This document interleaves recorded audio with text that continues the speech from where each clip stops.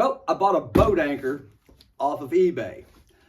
Let's unbox this and we'll talk about some do's and don'ts about buying saws online from my perspective, because I repair stuff all the time, and what to look out for, what to notice. So let's tear into this thing and see if I can make any money flipping this. So you ask yourself, Rich, what's a boat anchor? Well, that's a term of endearment used for either an MS-880 or a 3120, because everybody that runs these in stock form is less than impressed with them. Now, I bought this one, and by the way, it's packed up really nice. I got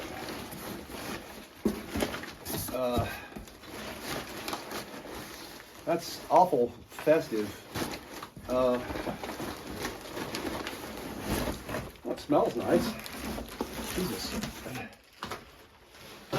Just cleaned up the shop, and now I just made a huge mess. Some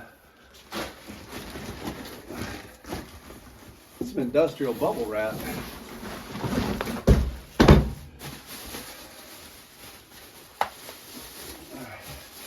I think there's some air freshener on this too. Or this is one of those fancy scented bags. Now, there were good pictures on this. I paid $500 for this, and shipping was, I think 75 bucks, and then sales tax on top of it was, let's just call it a nice round number. I got 600 bucks in this. Now,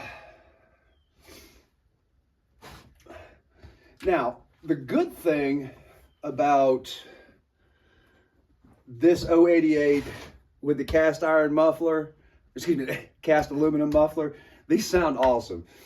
So this is going to have the larger pre-EPA carburetor on here, and it's going to have an unlimited coil, which you really don't want, but it's easier to tune for some people. First impressions out of the box, you know, pictures make things look better, but this is pretty realistic. All right, brake works. Some of the things I did notice on this saw, you know, there's a chip missing right here. I noticed that the screw was missing. I did not notice that the hold down mount was missing. I think I've got a spare one of those. The tank vent's missing.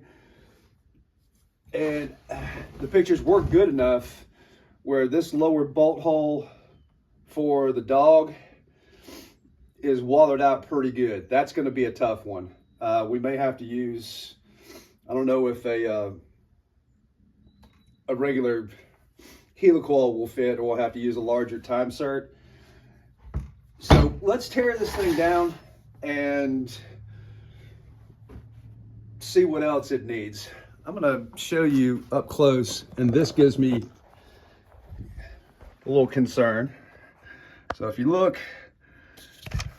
right here, let's see if I can catch that just right.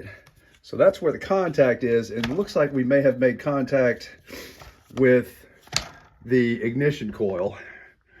So that would probably mean that this bearing's played out. Let me tear into this a little bit, and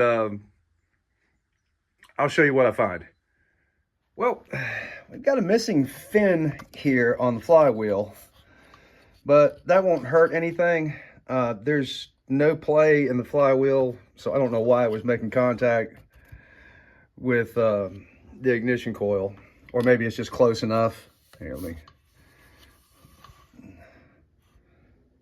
But yeah, you can see that's close enough. Does have the proper Tillis and carburetor on it. This has sat for quite some time. It's pretty dusty. Here's the first big bummer. And this is going to be a monumental feat to fix.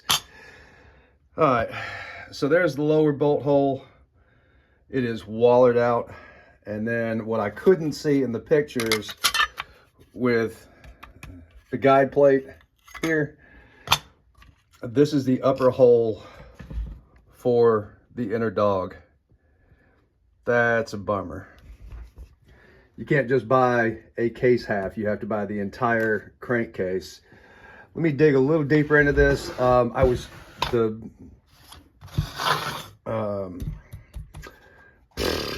listing said it was scored. I'm gonna have a hard time doing a vacuum test on this one because this doesn't have bolt holes. This is like this crazy German engineering compression clamp that keeps this jumbo muffler on.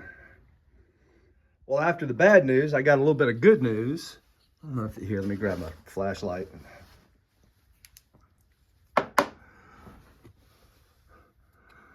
Piston's got a little bit of carbon scoring on it, but shit, come on. Here, we'll pull the jug. If you haven't worked on one of these, they're pretty, this linkage system right here is pretty tedious. But, you know, as long as you understand that everything goes in a certain spot, you know, it's no big deal.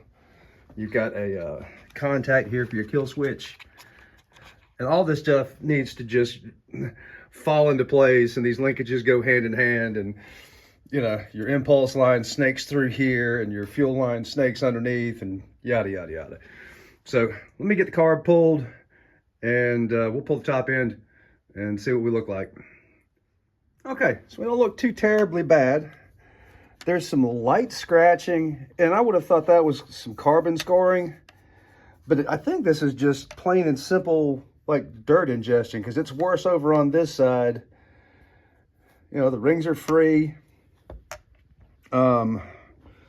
Crank looks good. You know, and there seems to be debris down there in the bottom. Maybe this got run without an air filter. Hell, I don't know. That's the thing with a used saw, you just never know. That is the original piston. It's, you know, it's a steel branded. I really can't pick that up, but there's a steel logo right there.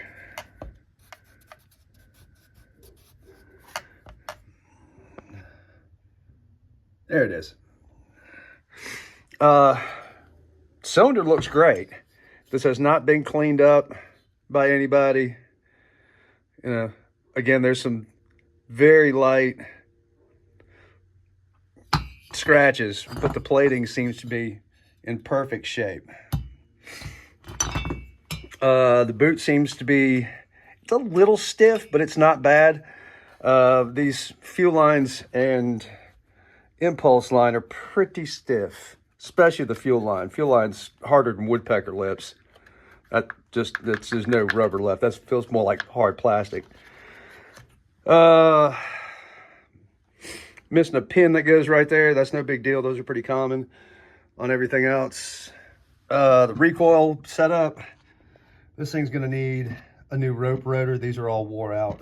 These pockets are, and you know, I don't know. It's a little rougher than it looked in the pictures. It looked like it was more dirty, but it's more paint loss than dirt. So it's possible, you know, there's 880 kits out there. You know, I may buy a recoil housing and then just put, you know, OEM guts back in it. And I'm contemplating, well, we'll have to look up and see what a case is for this. I've got a friend that can do some magnesium welding and repair this, and then maybe we can do some touch up. Obviously, this thing's going to get a case split, bearings and seals, along with a new piston, and we'll clean that cylinder up. Crap, I should have taken this clutch off while I had the jug on. Let's dig in a little deeper. Well, that took me a while to ponder what we're going to do here. Just a bare minimum in new replacement parts. You know, so this came without the top cover, the shroud, without an air filter cover. I think I got a spare air filter around here. These run like the same, you know, 044, 046, 660 air filters. New bearings, new seals, and a set of gaskets. Does not have a side cover, clutch cover for it. Needs a set of dogs. You know, the crankcase issue, that one really I didn't, yeah. It almost makes this a deal breaker. Again, Sam can do the magnesium welding on here and we could repair this case, because trying to replace the case, that's completely out of the question. So I got $600 in it.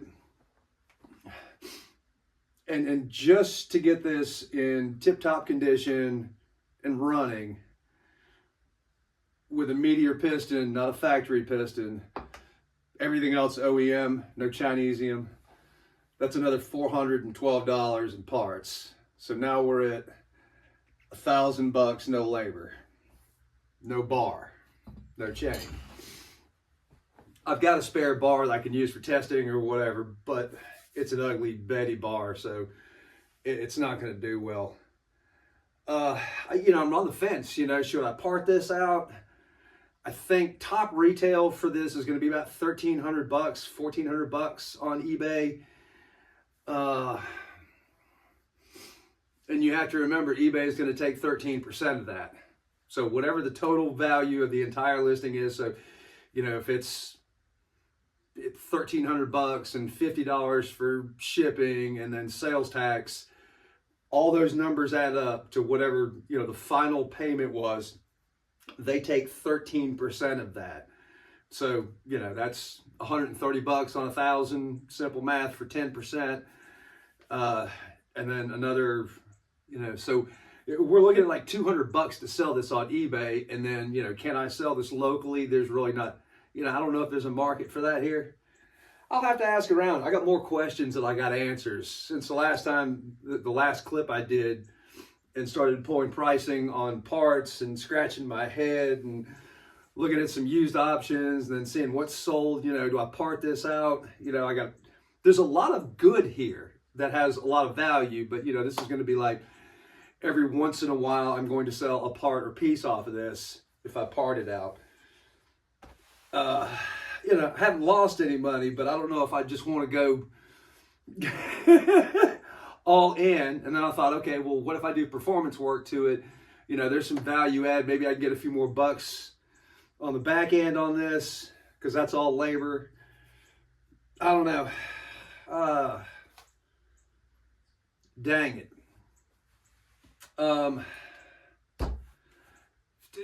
You guys vote for it down in the comments. Now would be a good time to have like some Patreon or buy me a coffee set up where you guys could help me struggle through my impulse buy one day. And I was like, oh yeah, $500. And then, of course, there's $75 for shipping, which is fair. That was a big box. This thing weighs a lot. I'm sure he didn't make any money. That probably just covered his costs on shipping. Poof, I'm out the door for $600 like I stole it. Yeah, I'll make money off of this. All I need is some plastics. And this is somebody who does this for a living. Maybe I got caught up in it. I don't know. I'm going to have to marinate on this one. It's going to go back in the box. And I look forward to your ideas on what to do with this.